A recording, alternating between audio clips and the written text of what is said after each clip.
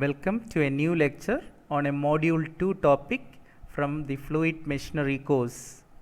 In this lecture, we will continue with the various aspects of centrifugal pump. We will discuss Euler head equation, Euler power or impeller power, suction head, delivery head and static head, then what is manometric head, and also we will discuss the various efficiencies applicable for a centrifugal pump. We are already familiar with the velocity triangles at inlet and outlet of an impeller fitted with a backward curved vane.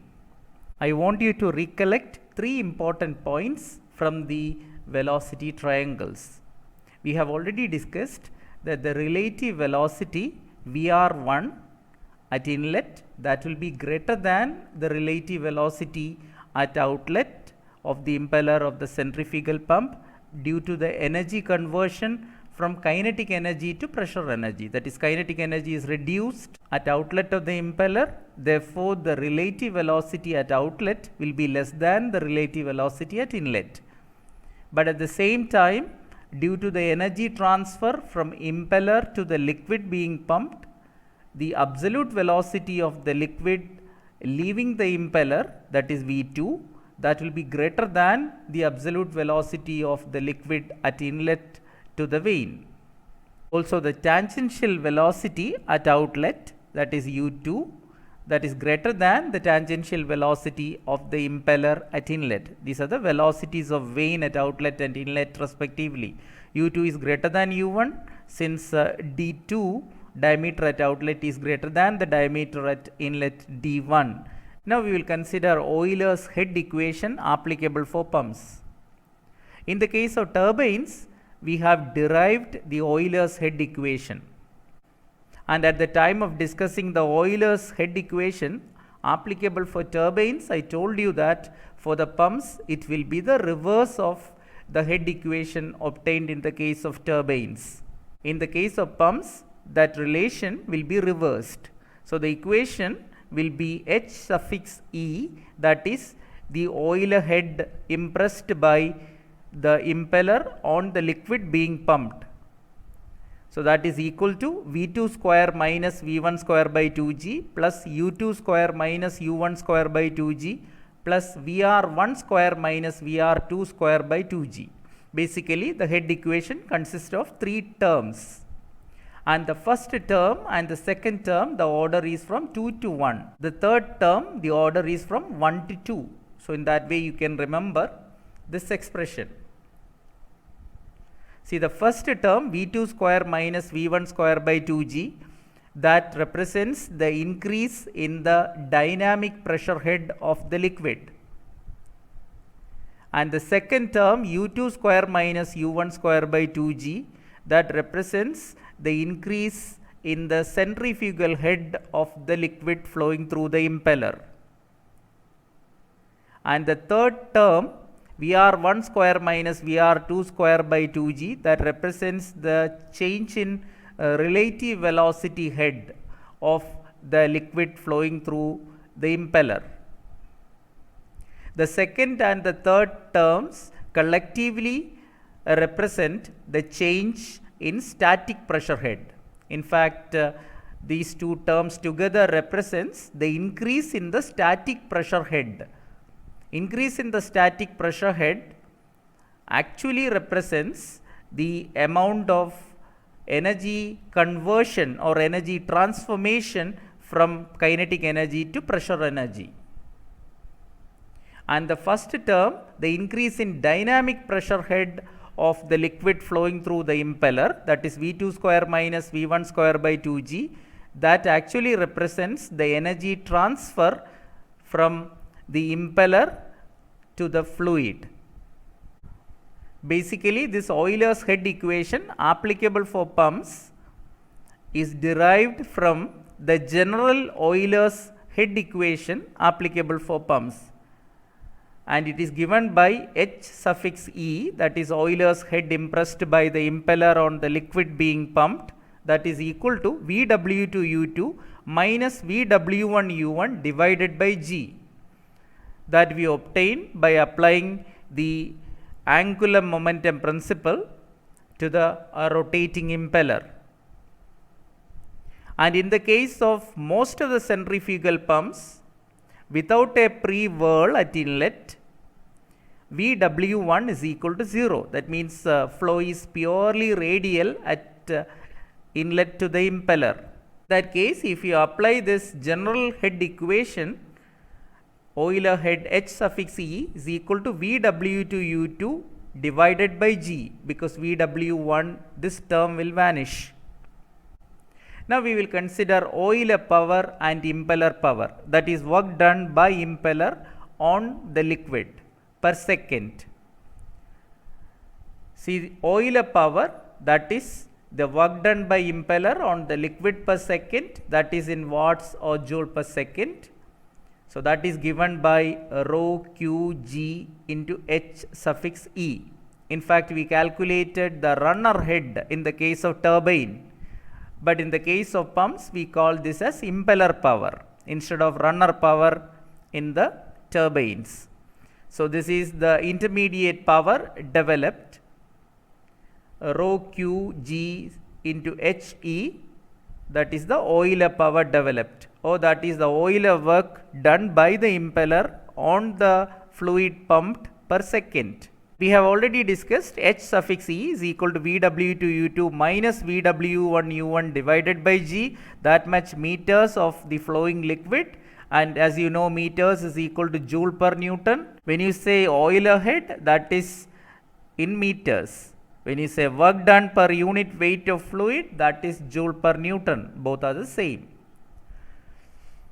In short, work done per unit weight of the liquid pumped, that will be represented by the Euler head impressed by the impeller on the liquid, that is H suffix E. And here when you substitute the Euler head applicable for centrifugal pump, that is He is equal to VW to U2 divided by G, because we know that for most of the centrifugal pumps, unless otherwise specified, VW1 is equal to 0. So therefore, if you substitute the Euler head over here, the Euler power will be equal to rho Qg into VW to U2 divided by G. For solving numerical problems, the Euler work or theoretical work done by the impeller on the liquid per second can be calculated by rho Q into VW to U2, that much joule per second or watts. This represents Euler power or impeller power. You can also find out the work done per unit mass of a liquid flowing through the impeller. So work done per unit mass can be obtained by dividing this Euler power by the mass flow rate. And mass flow rate, as you know, it is rho into Q, that is the mass flux. So if you divide this Euler power rho Q into VW to U2 divided by the mass flux rho into Q, then you will get VW to U2, simply the product of the whirl velocity at outlet and the tangential velocity of the impeller or the vane at outlet.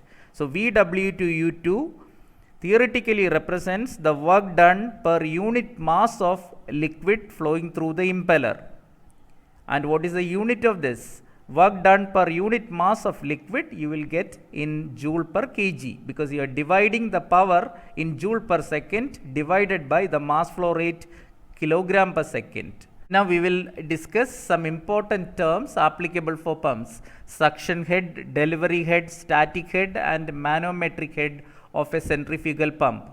Here this schematically represents a centrifugal pump is lifting water from a sump to an overhead tank. See, the center of the pump or the pump axis is here. The vertical height difference between the liquid level in the sump and the pump axis, that is the center line of the pump here, see, that represents the suction lift or suction head, represented by H suffix S. The vertical height difference between the central line of the pump, that is the pump axis, and the liquid level in the overhead tank here, to which the liquid is pumped, so that height HD represents the delivery lift or delivery head. Now what is static head? See, static head is the sum of the suction head and delivery head. Mathematically, capital H suffix S or static head, H static is equal to HS plus HD. I will explain the manometric head by taking an example. Suppose at your home you have a well. The water level in the well is 8 meter deep and the overhead tank is situated 7 meters above the ground. Say the total suction lift required is 8 meters and delivery lift required is 7 meters. So total 8 plus 7 is equal to 15 meters. Can we purchase a pump or can we select a pump which has a total head rating of 15 meters to pump water in that case? In such a situation, if you select a pump which has a total head rating of 15 meters, definitely that will not serve the purpose. It will not be able to lift water from the well, which is 8 meter deep, to the overhead tank at a height of 7 meters above the ground. See, the pump will not be able to do this task because the total head required to be developed, it is not equal to this HS plus HD, that is a total static head. You have to overcome the other head losses also in the system. That is the head loss due to friction in the suction pipe, that is HFS, and head loss due to friction in the delivery pipe, let us denote it by HFD. So HFS and HFD are the head losses in suction and delivery pipe due to friction, that is a major head loss. And then the velocity head of the liquid required so that the liquid from the pump that will reach the destination. So that is Vd square by 2g, where V suffix d is the velocity of liquid in the delivery pipe, flowing in the delivery pipe. We have to provide all these aspects while considering the total head against which the pump has to work. So the manometric head, the related question, what is meant by manometric head of a centrifugal pump? What are the different ways of finding it? Manometric head, usually denoted by capital H suffix M, is the total head against which the pump has to work. Usually it is the sum of the static head, the head losses and the velocity head of liquid in the delivery pipe. So the common expression for the manometric head is given by H suffix M is equal to H static, that is a static head, plus the head losses, that is H losses, plus Vd square by 2g. So Hm is equal to Hs plus Hd, that is a static head, plus the head loss, major head loss, if you consider, that is HFS and HFD, and now velocity head is Vd square by 2g. So Hs plus Hd plus HFS plus HFD plus Vd square by 2g is the common expression which we use for finding the manometric head. While solving numerical problems, the manometric head is found out by this expression, Hs plus Hd plus HFS plus HFD plus Vd square by 2g. So if any other relevant losses at inlet is given in the question, then we have to consider that one also. That has to be added with this one to get the total head against which the pump has to work. Another way of finding the Euler head is in the following way. Manometric head is equal to Euler head minus the head losses in the impeller and the casing. So Hm is equal to the Euler head for the centrifugal pump is Vw2U2 divided by G minus the head losses in the impeller and the casing. So this is the second expression. Manometric head can also be found out by subtracting the total head at inlet from the total head at outlet. So So H suffix m is equal to H total at outlet, that is 2, minus H total at inlet, that is 1. If 1 and 2 represents the pump inlet and pump outlet. Total head at outlet represented by 2 can be found out by using that Bernoulli's equation. So the total head comprises of the pressure head, velocity head and datum head. If the pressure at outlet of the pump is P2, then the pressure head will be P2 by rho g. If the velocity is V2, then the velocity head is V2 square by 2g. Z2 of course is the datum head at outlet. Similarly, the values at inlet, pump inlet 1 is given by P1 by rho g, that is the pressure head at inlet, V1 square by 2g, that is the velocity head at inlet, and Z1 is the datum head at inlet.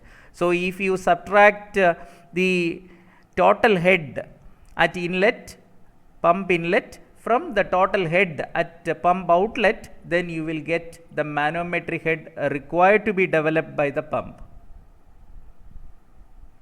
Now we will consider various efficiencies of a centrifugal pump.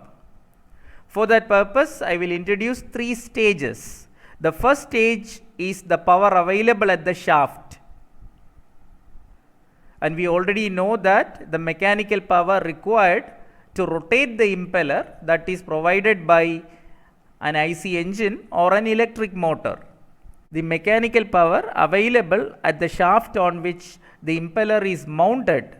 So that stage we can consider 1. And then 2 is the intermediate stage. The second stage is power available at the impeller, that is representing the oiler power or the theoretical work done by the impeller on the liquid pumped per second, which we call impeller power. And the third stage means at the pump outlet. Remember, it is not the delivery exit, we are talking about the casing exit. So the stage 3 means the manometric power available, or the hydraulic power. The stage 3 is the hydraulic power or the manometric power available with the water leaving the pump outlet.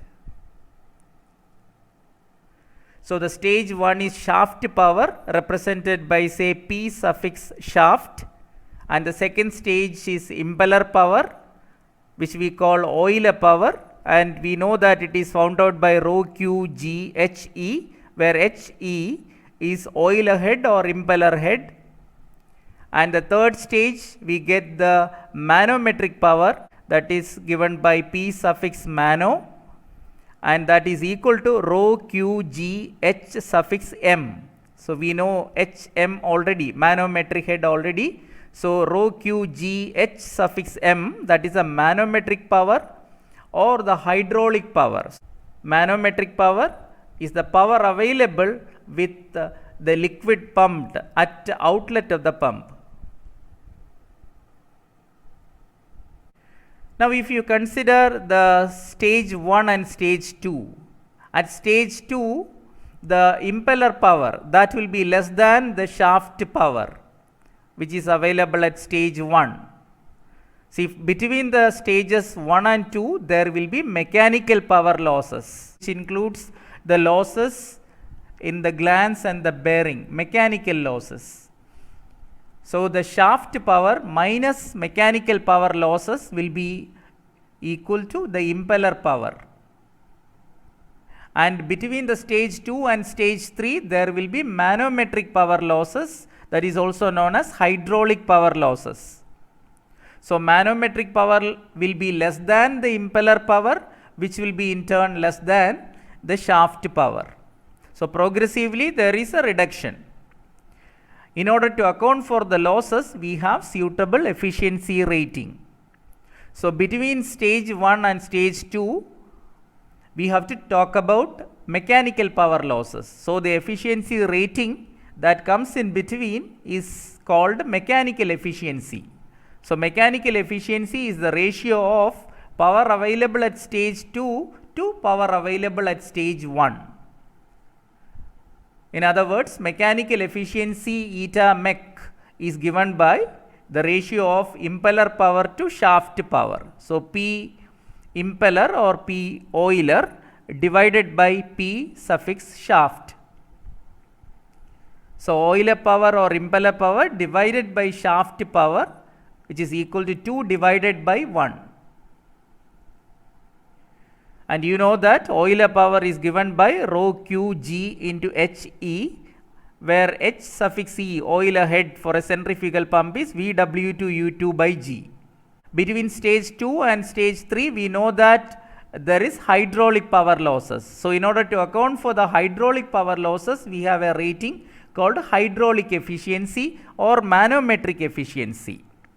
So in the case of pumps, very often we use the word manometric efficiency than hydraulic efficiency. So hydraulic efficiency represented by eta mano is given by the ratio of manometric power to impeller power, that is stage 3 power divided by power available at stage 2. So that is P mano divided by P oiler. So 3 divided by 2, and of course we know that manometric power is rho Qg into Hm and oiler power is rho Qg into He, and if you simplify that, it is simply the ratio of the manometric head to the oiler head. So manometric efficiency applicable for the pump can be expressed in terms of this head ratio also. Manometric head divided by oiler head, that gives the manometric efficiency. Now the overall efficiency, so that takes care of the total losses in the pump. So the overall efficiency is the ratio of overall output to overall input, that is stage 3 power divided by stage 1 power. So overall efficiency eta naught is equal to manometric power divided by shaft power. So that is 3 divided by 1. If you take the product of the two stage efficiencies, that is mechanical efficiency multiplied by manometric efficiency, that is 2 by 1 multiplied by 3 by 2. Of course, you will get 3 by 1. Therefore, overall efficiency is the product of manometric efficiency and mechanical efficiency. Remember, manometric efficiency represents the hydraulic efficiency of the pump. These are the topics to follow hereafter. With this, I wind up this lecture. Thank you so much.